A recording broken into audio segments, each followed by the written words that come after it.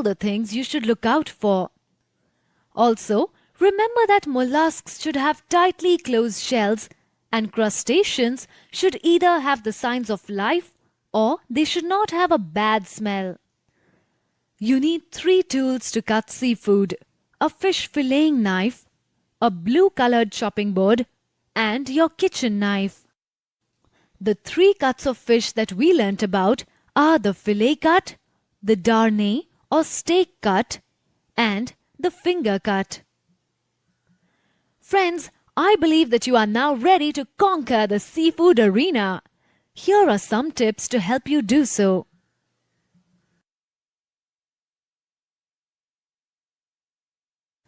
The method of cooking without any sort of liquid is called dry cooking. The food needs to be cooked at a very high heat, at least 180 degrees Celsius. Do you know that brown color that bread gets when you toast it? Food only becomes brown when cooked in dry heat. Dry cooking gives food these delicious smoky flavors and aromas that cannot be achieved by any other method. And health is very important in today's time. Dry cooked food is much healthier than food cooked in oil. Let's look at the different dry methods of cooking. They are baking, broiling, and tandoor cooking. Chef Raj is going to demonstrate each one of them in detail. Baking is basically cooking an item by enveloping it in very hot, dry heat. Ovens are usually used for baking. Baking is usually used to describe cooking breads, pastries, pies, etc. But when meat is cooked in an oven, it is called roasting. Now Chef Raj is going to show you how to bake potatoes. First, you should wash and peel your potatoes as desired.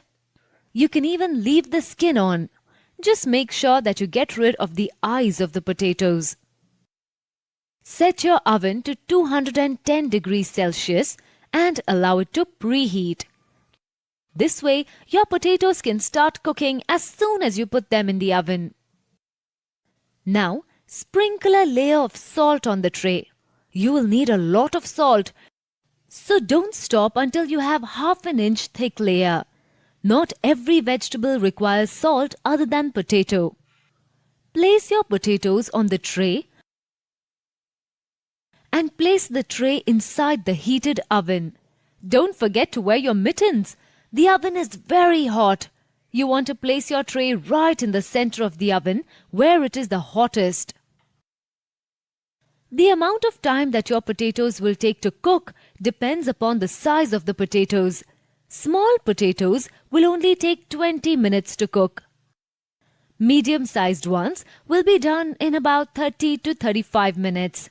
Large potatoes will need to bake for around 40 to 45 minutes. Before pulling your tray out of the oven, it is very important to ensure that your potatoes are well cooked.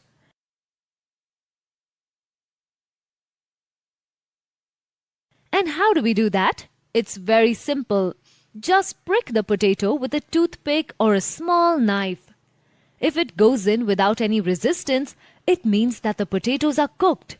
But if you have to apply a little pressure, let them cook for another 5 minutes. When the potatoes are done, put on your mittens and retrieve the tray from the oven.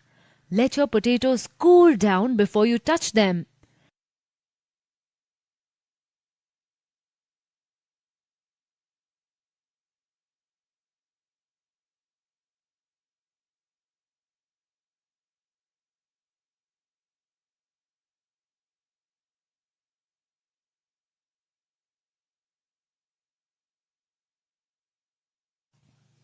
Broiling is cooking the food ingredients on a griddle without using oil or moisture.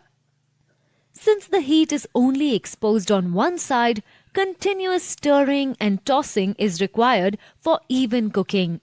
Let's see how Chef Raj broils cumin seeds. You will need a tawa, a flat end ladle, and of course a gas range.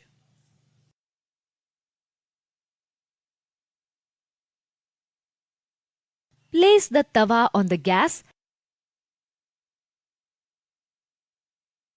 and allow it to get hot. Your tawa needs to be very hot before you add the ingredients, at least 180 degrees Celsius. When the tawa is sufficiently hot, add your spices. You should continuously toss your spices using the ladle.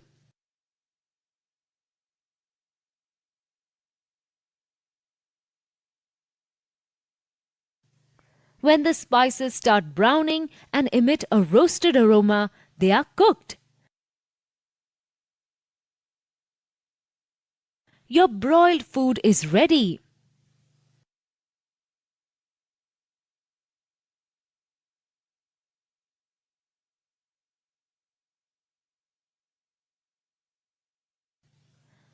Our tandoori chicken is a popular dish all over the world. It gets its name from the tandoor in which it is prepared. A tandoor is nothing but a big clay pot oven. Previously, the tandoor would be heated by means of charcoal. But these days, we use electricity and gas. However, coal is still used because it gives the dish a distinct smoky flavor.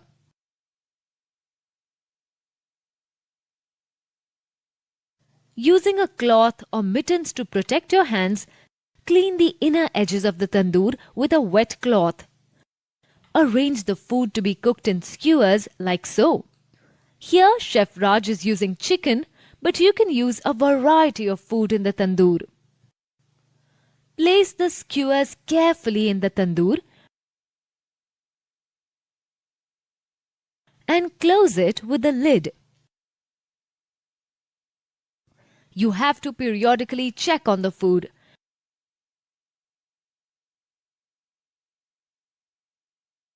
Once you obtain the desired color on one side, rotate the skewers to ensure that all sides are evenly cooked. Once the food is completely cooked, remove the skewers from the tandoor and plate the food as per the requirements of the dish. Doesn't that look delicious?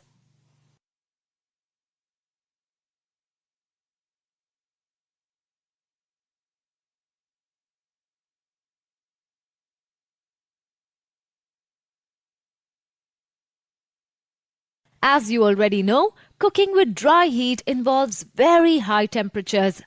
I have some tips for you that will help you stay safe. So listen closely.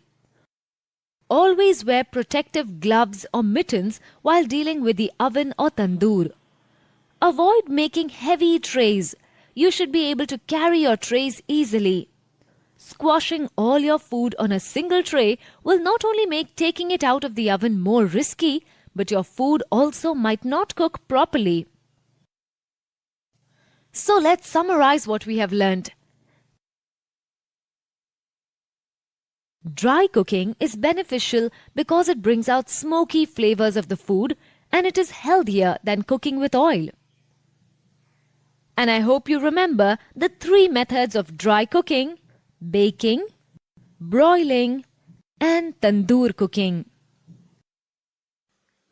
Using fat is a very important and versatile medium of cooking. You must know how to cook with fat correctly to get the desired results. If you overdo it, people will notice that the food is too oily.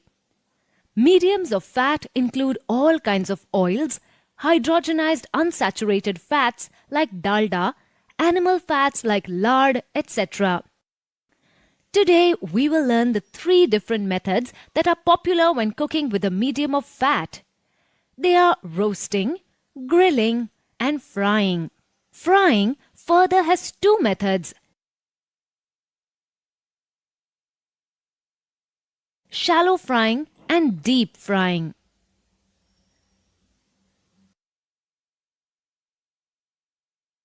I'm sure you have heard the term roasted like a chicken. And roast chicken is one of the most popular dishes in the world. So what exactly is meant by roasting? Well, roasting is a method of cooking with the help of dry heat. But when you want the cooked food to be tender and moist, you coat it with oil.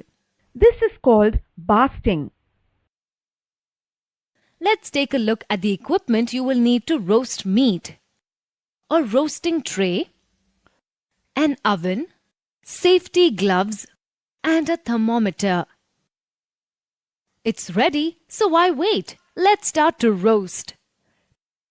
To begin, take a roasting tray. Grease it with oil. Not too much, just enough so that the meat does not stick to the tray while roasting. Place the marinated meat in the greased roasting tray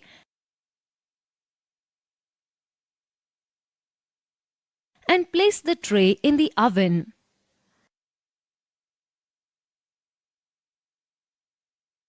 But don't open the oven doors too often. You don't want the temperature to fluctuate too much.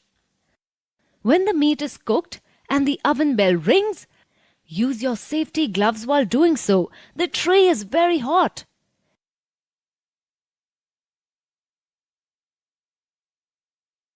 Check for doneness by inserting a cooking thermometer. And there you have it, roasted chicken.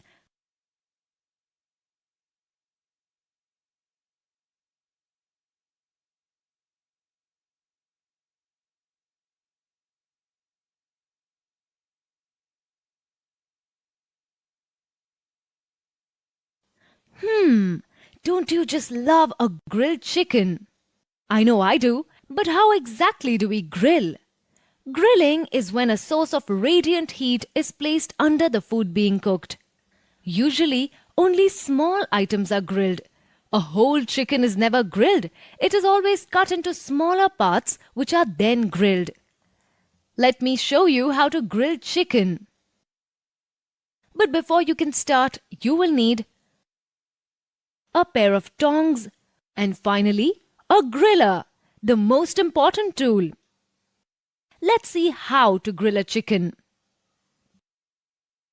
First, place the food on the grill.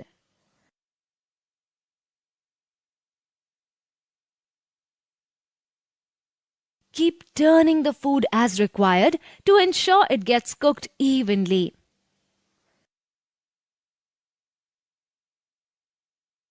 And your grilled chicken is ready.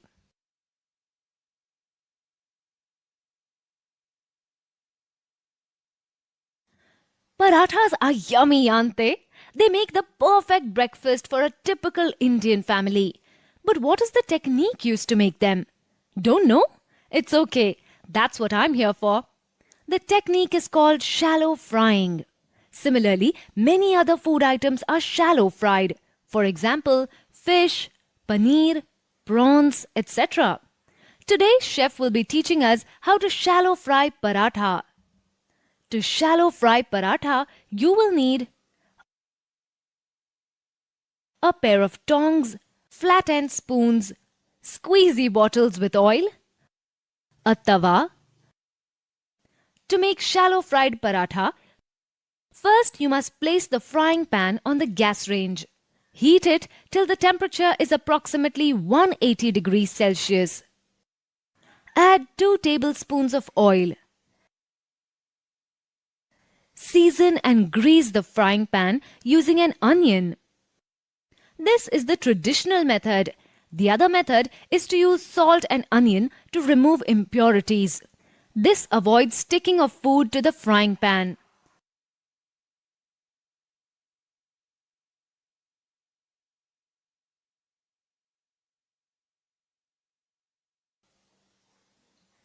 Cook till you get the desired level of browning.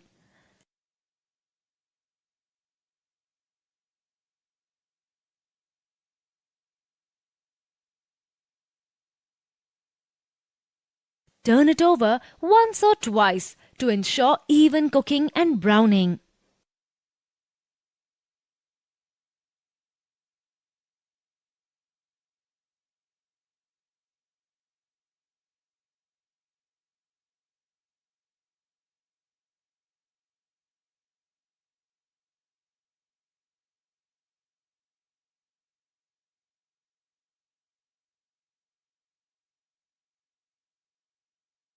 And remember, the presentation side is always cooked first. And that's it. Your food is now shallow fried and ready to eat.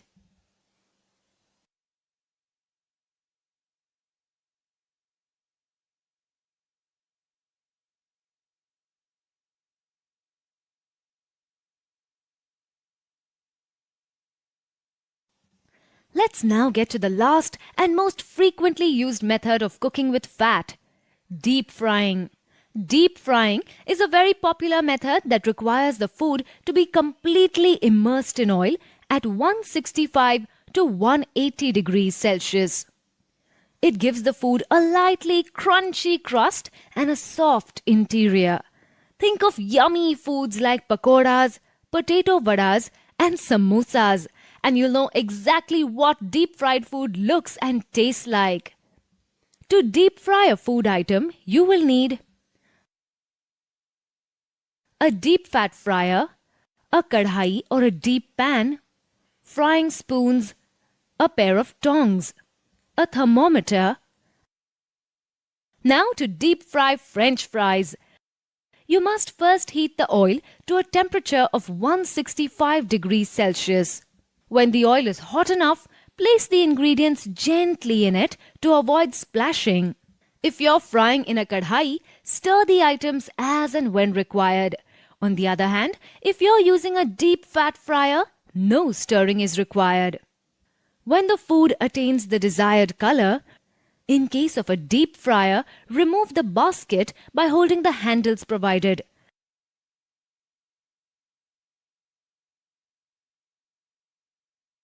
Your food is now ready to be served. Enjoy it as you like.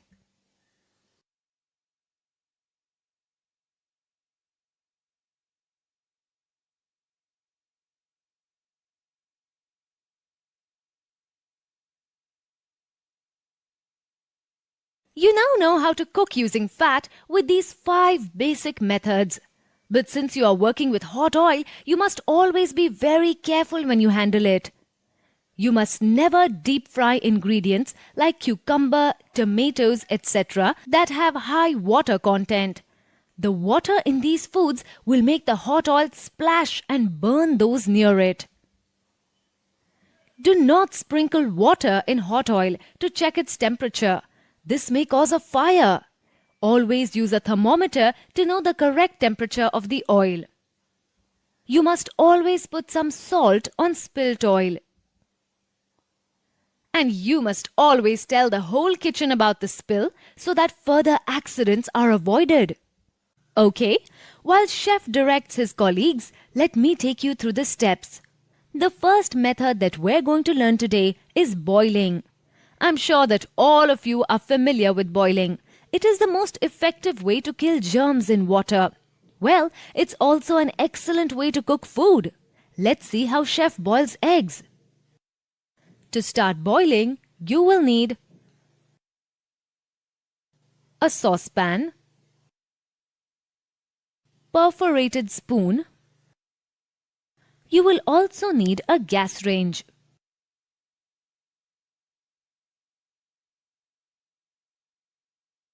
First, place the saucepan on the gas. Fill a saucepan with water. Don't fill it right to the top or your water will bubble over.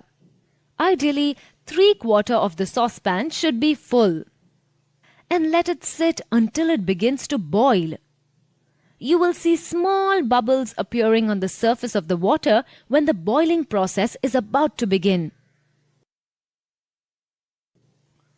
Sprinkle a little salt in the saucepan. Salt brings up the boiling point of water and hence delays the boiling. Place the ingredients in the boiling water.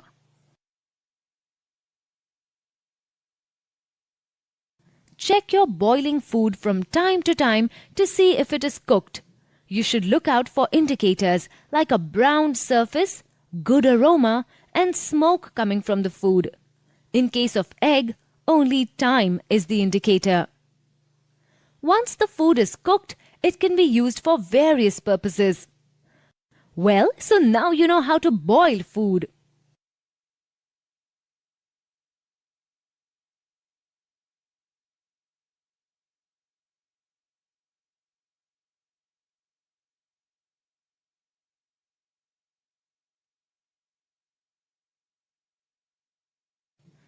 All of you have probably eaten idlis at some point of time.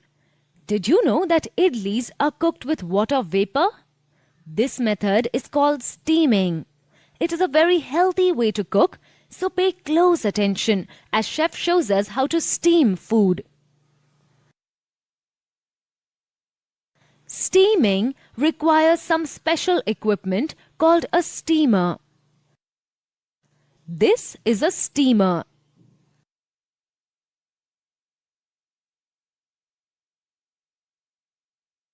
You start by filling your steamer with water.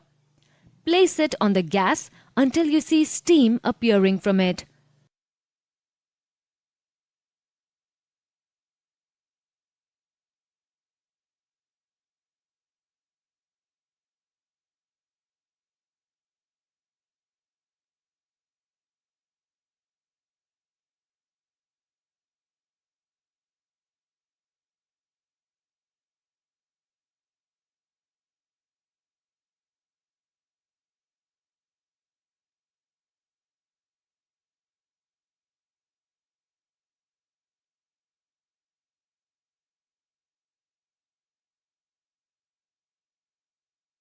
Add the food that you want to cook in the trays of the steamer.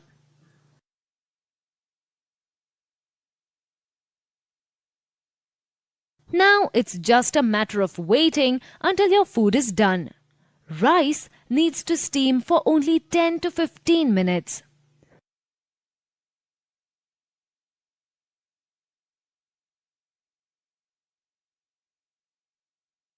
Take the steamer off the heat and take out your ingredients carefully. That's all it takes to get the perfectly steamed food.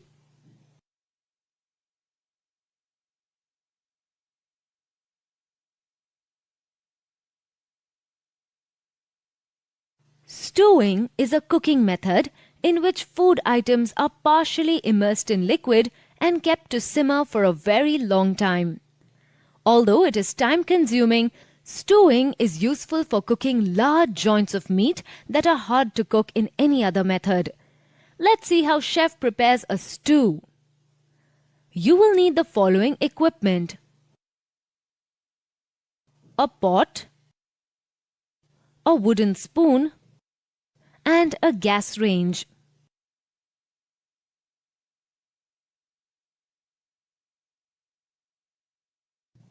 Place the pot on the gas.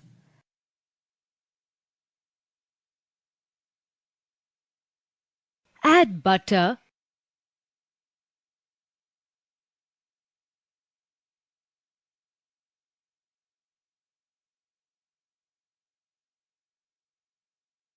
onions,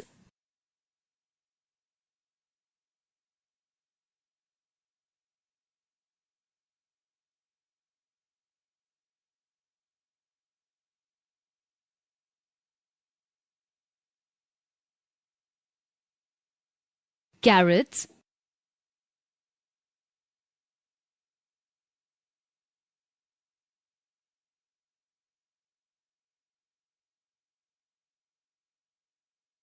cabbage,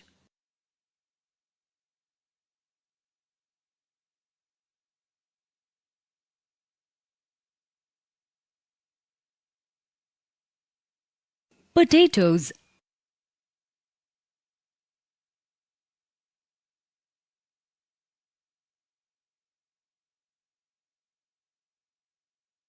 lamb chunks, and saute till vegetables start sweating.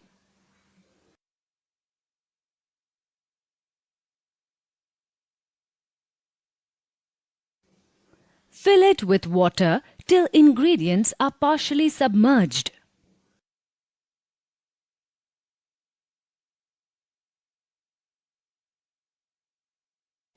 Add herbs and spices to infuse in the liquid and flavor your food.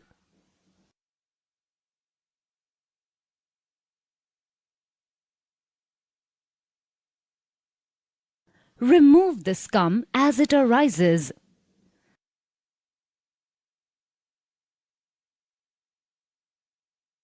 Cook till the meat is cooked, or 1.5 hours.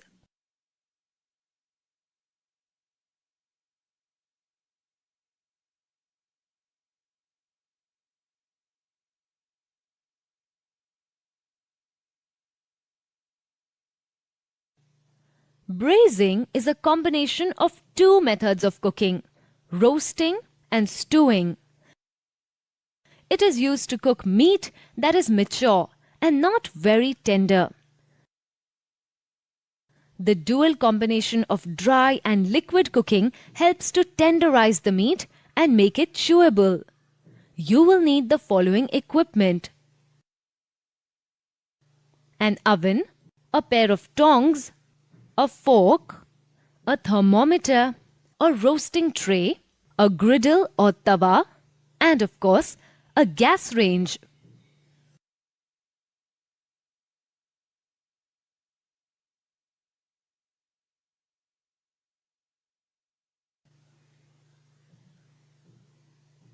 Heat the griddle, put the lamb leg on it.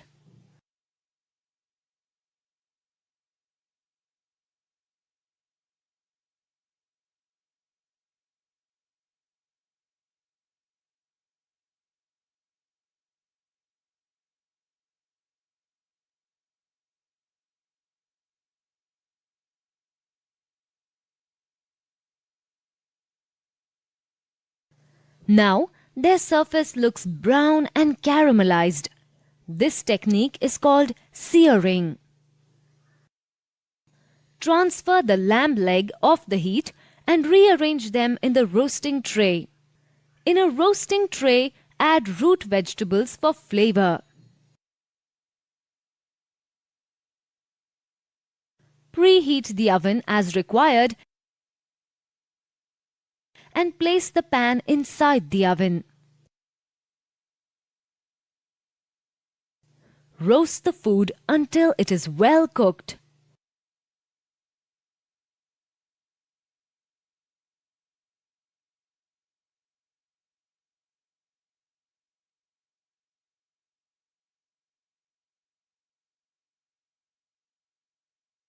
Your braised food is ready.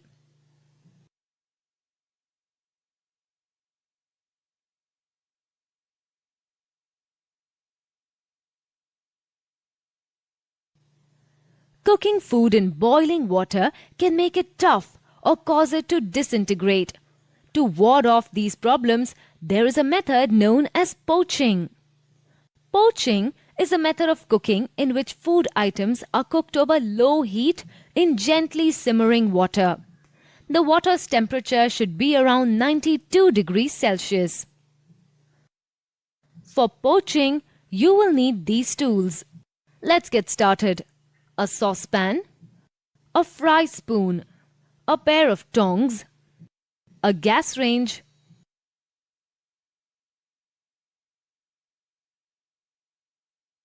keep the gas on low.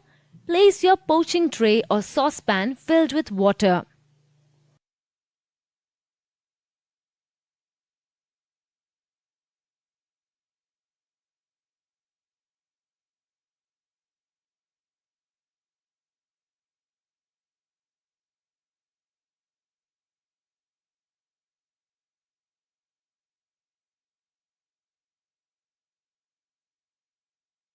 Now add the main ingredient.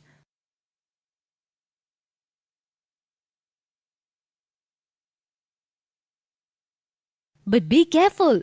Make sure that it does not touch the base of the tray or saucepan.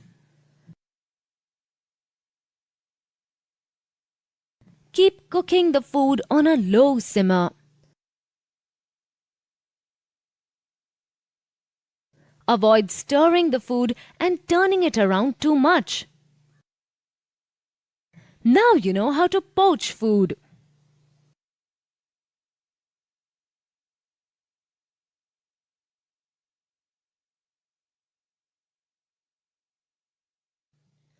Let's go over the various methods of cooking using the medium of liquid.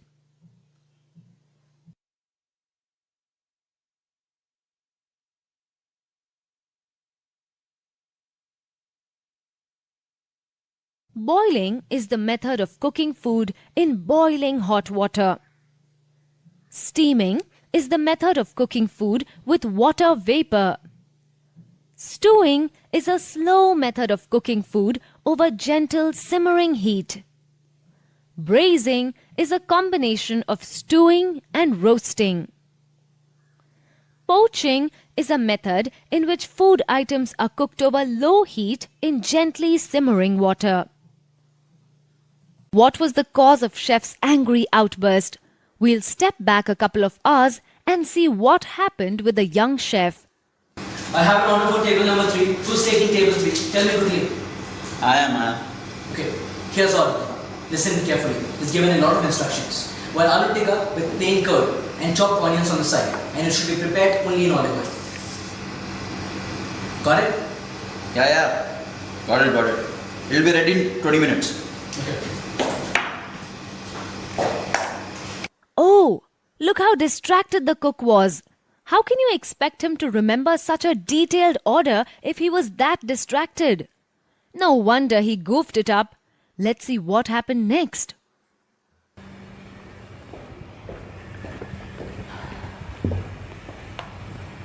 Here's your food, ma'am. Enjoy your meal. Thank you so much.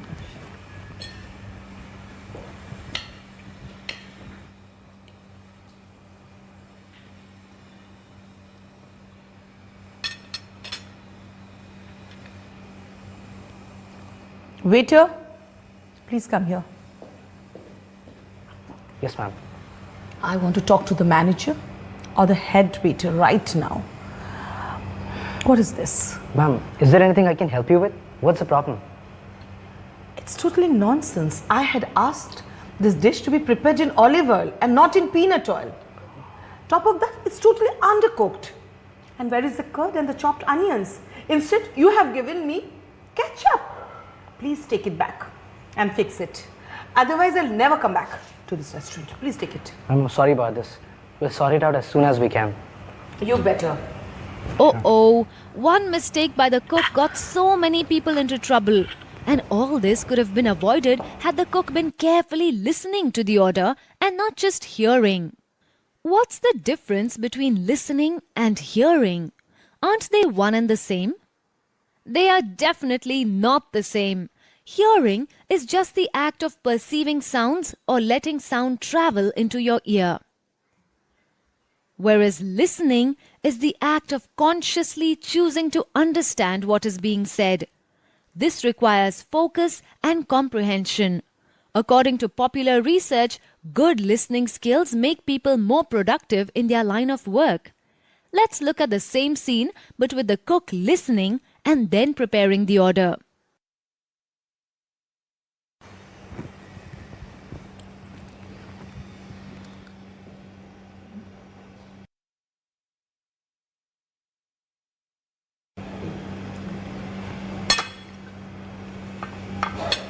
Excuse me. Yes, ma'am. Can I talk to the manager right away? Sorry, ma'am, but the manager is on his rounds and will be back in 15 minutes. Is there anything I can help you with? Actually, I just wanted to say the dish is excellent. Oh. And please inform this to the kitchen. I shall convey this to the manager before I leave. Thank you so much. Thank you, ma'am. I will. There you see the result of listening. The ability to listen well allows you to understand your assignments better. It also helps you to build a rapport with your colleagues and superiors.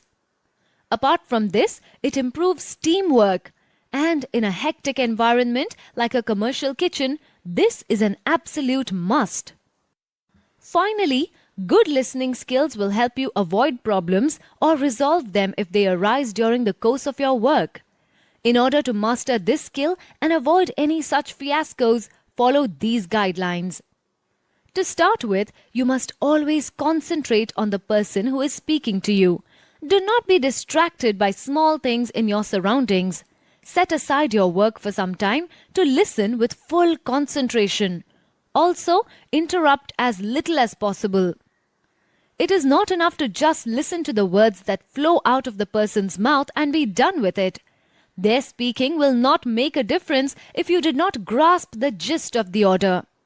Be well versed with kitchen jargon to understand the order. Write it down if you think it is too detailed to remember completely.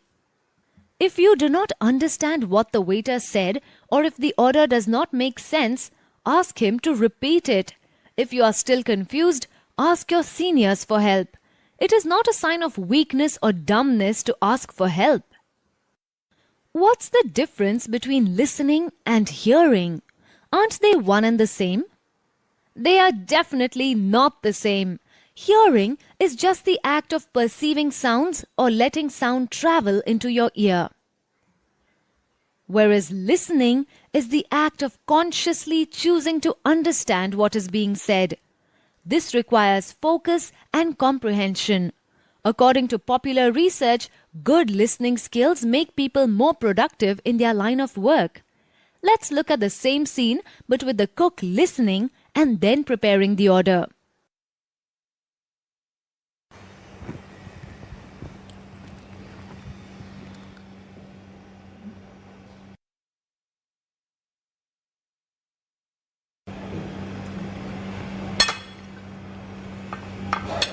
Excuse me,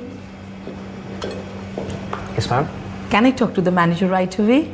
Sorry, ma'am, but the manager is on his rounds and will be back in 15 minutes. Is there anything I can help you with? Actually, I just wanted to say the dish is excellent. Oh. And please inform this to the kitchen. I shall convey this to the manager before I leave. Thank you so much. Thank you, ma'am. I will. There you see the result of listening. The ability to listen well allows you to understand your assignments better. It also helps you to build a rapport with your colleagues and superiors. Apart from this, it improves teamwork. And in a hectic environment like a commercial kitchen, this is an absolute must. Finally, good listening skills will help you avoid problems or resolve them if they arise during the course of your work. In order to master this skill and avoid any such fiascos, follow these guidelines. To start with, you must always concentrate on the person who is speaking to you. Do not be distracted by small things in your surroundings. Set aside your work for some time to listen with full concentration. Also, interrupt as little as possible. It is not enough to just listen to the words that flow out of the person's mouth and be done with it. Their speaking will not make a difference if you did not grasp the gist of the order. Be well versed with kitchen jargon to understand the order. Write it down if you think it is too detailed to remember completely. If you do not understand what the waiter said or if the order does not make sense, ask him to repeat it. If you are still confused, ask your seniors for help. It is not a sign of weakness or dumbness to ask for help. Well, do you know what stock is? I'll tell you anyway. Stock is flavored water that gets its flavor, nutrition, and color from the nature of ingredient used to make it. Stock is different from broth because all the solid ingredients are removed from the water after simmering for some time. This leaves a clear, highly flavored liquid that has the characteristic essence of all the flavoring agents used. Ingredients used to prepare various stocks include vegetables, chicken bones, fish bones, beef bones, etc. Stocks are crucial elements for soups, sauces, braise, and stew. These, when made gently, could create wonders in the taste of food. Sounds like a good food trick to know, right? That's why we're here today. Let's begin our stock making process by looking at the required ingredients. You will need some aromatic vegetables like celery, onions, carrots, and such. Some herbs like basil, sage, rosemary, and thyme, among others. Liquids like water, wine, or oil for the base. And spices such as cardamom, cinnamon, fenugreek, and cumin. And let us not forget the tools or equipment that you will need to prepare a great stock. A stock pot to make the stock in, a gas range to heat the stock, a conical strainer to separate the solids from the liquid stock, and a muslin cloth to remove the finer particles and make the stock clear.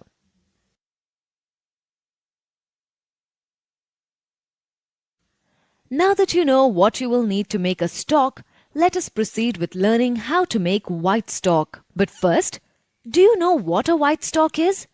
Don't worry, I will tell you. White stock is a clear and relatively colorless stock made by simmering vegetables, poultry bones or fish bones in a liquid medium. Next, our beloved chef will show you all exactly how to make a white stock using vegetables. Light the gas range and place the stock pot on it.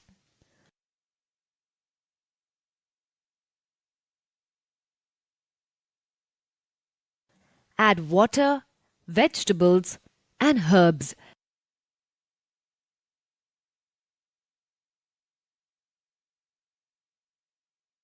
Add carrots,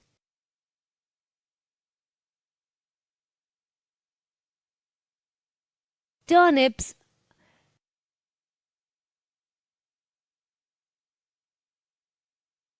onions,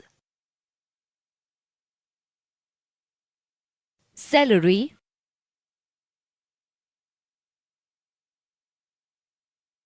leeks,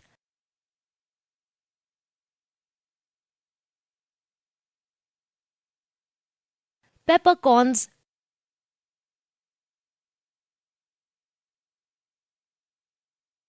bay leaf,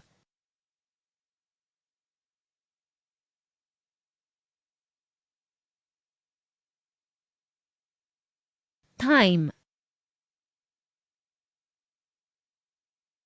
These herbs will differ from stock to stock. Bring the stock to a boil. Simmer for 2 hours after the liquid starts boiling. Keep removing the scrum that gathers at the top with the help of a ladle. Next, take the muslin cloth and place it inside the conical strainer. Wet it a little and then strain the stock through it.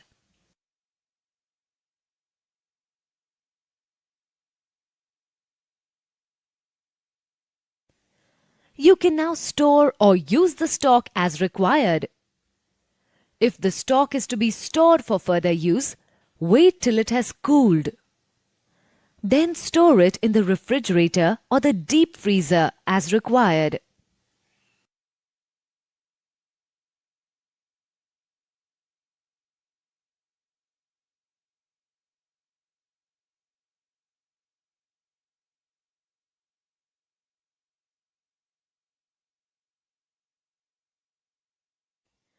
Awesome! Now you know how to make the perfect white stock. But there are some pointers that you must always keep in mind when you prepare a stock. No stock should ever be left to boil. This will ruin its texture. You must never cover the stock pot when the stock is simmering. Never add salt to any stock preparation. Never use green leafy vegetables in a stock. All the scrum that is formed as a layer over the stock liquid should be immediately removed with the help of a ladle. Do not stir the stock once it starts to simmer. When using stored stock, always remember to remove the accumulated fat at the top. What is brown stock, you ask? Well, brown stock is flavored water made with the bones of veal, beef and lamb. It has a distinct amber color made by first browning the bones and aromatic vegetables and followed by adding water. Brown stock needs to be cooked for a very long time. The duration could be anywhere between 4 hours to overnight. Sounds like hard work, doesn't it? Well, I'm here to make it easier for you. To make a good brown stock, you will need the following ingredients: some aromatic vegetables like carrots, celery, and leeks, lamb bones, some herbs like thyme and rosemary. For the base, you may use liquids like water, red wine, or oil, depending on purpose. This, along with some spices such as bay leaves and black pepper, make for a good stock. And let's not forget the tools or equipment that you will need to prepare a great stock. You will need a stock pot, a gas range, a chinois, a ladle, roasting trays, an oven, a pair of tongs, and a pair of safety gloves.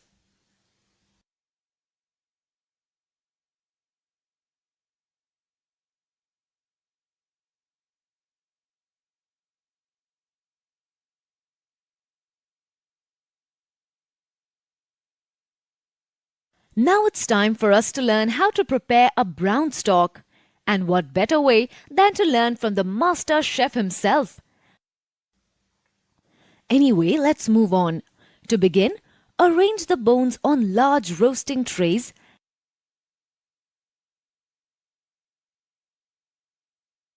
and place them in the oven until they are nice and evenly brown. Make sure you do this well because these brown bones give the stock the color after which it is named. Light the gas, put the stock pot and add oil.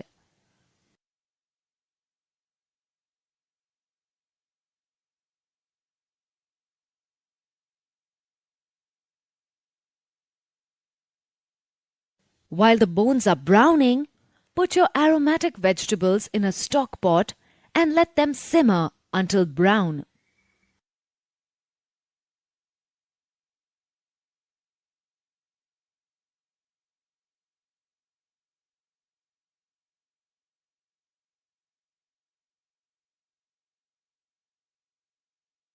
Add chopped shallots,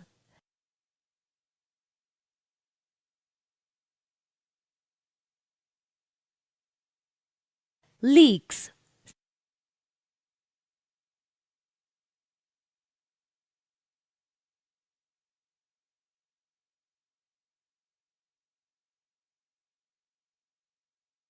celery,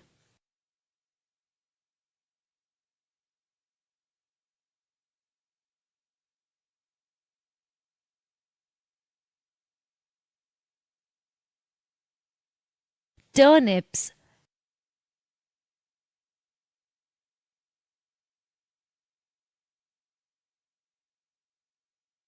peppercorn,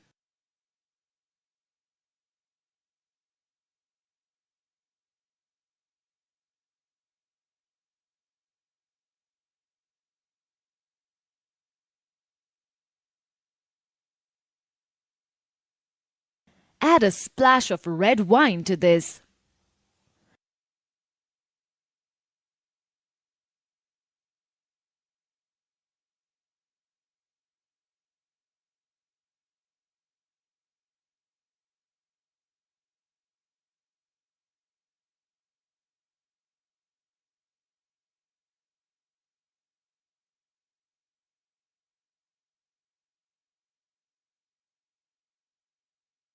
Remove the browned bones from the oven and add them to the stock pot.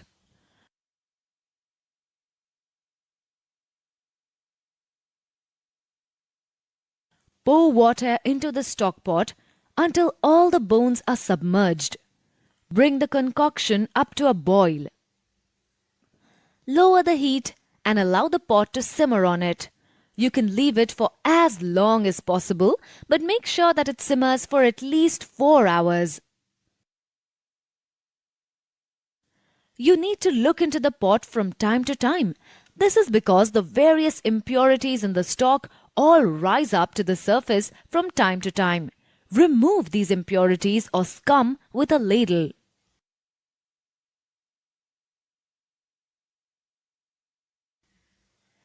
Now, when the stock is in its last hour of simmering, add in trimmings of veal, lamb, or beef. Like I said before, every scrap of food is valuable in the kitchen.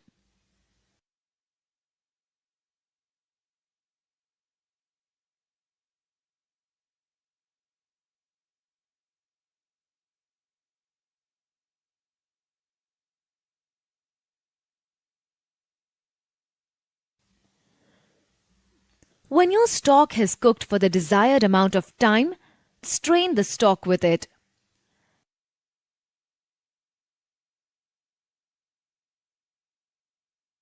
Now, all you have to do is put the stock in a jug and use it whenever you need. But remember that you need to skim off the fat that develops on the surface before using it.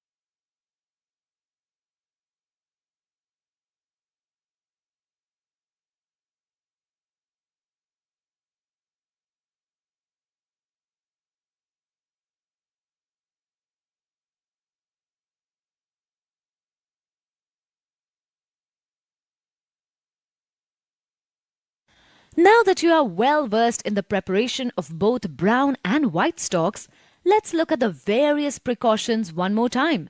Hey, don't complain. After all, it's better to be safe than sorry. Remember to never let your stock boil. Don't cover the stock pot while the stock is simmering, or it will not reduce. Never add salt to your stock. Never use green leafy vegetables in a stock. All the scum that is formed as a layer over the stock liquid should be immediately removed with a ladle. Do not stir the stock once it starts to simmer. When using stored stock, always remember to remove the fat accumulated at the top. Today you will be learning to prepare clear soups. What are clear soups, you might ask? I'll tell you. Clear soups, as the name suggests, are visibly clear. They are made from their respective stocks. Do you remember what stock is? That's right. It is clear, differently flavored water used for preparing broths and soups.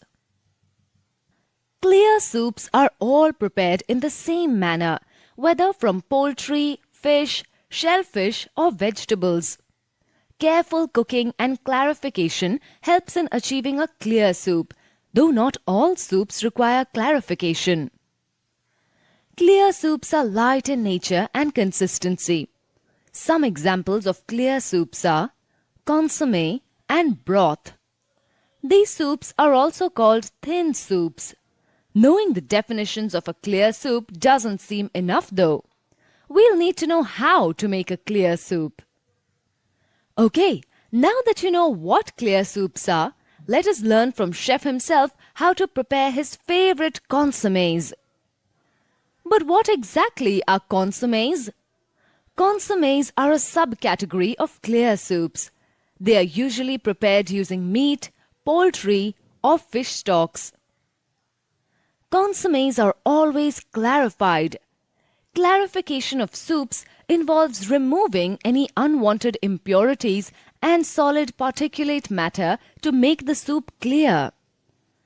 Consommés are sometimes thickened with tapioca. They normally include a light garnish, which often determines the naming of the soups. Consommes may be served hot or cold. Let's have a quick look at the salient features of a good consommé.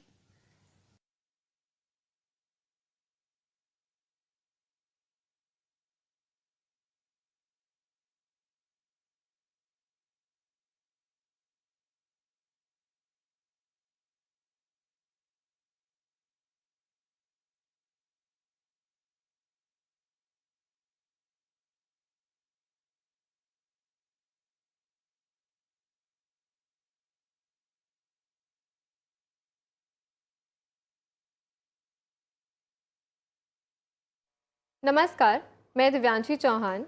नमस्कार, मैं भगवती जबनाल। आप सभी का CSC कड़ी की तीसरी चर्चा में आपका स्वागत करते हैं।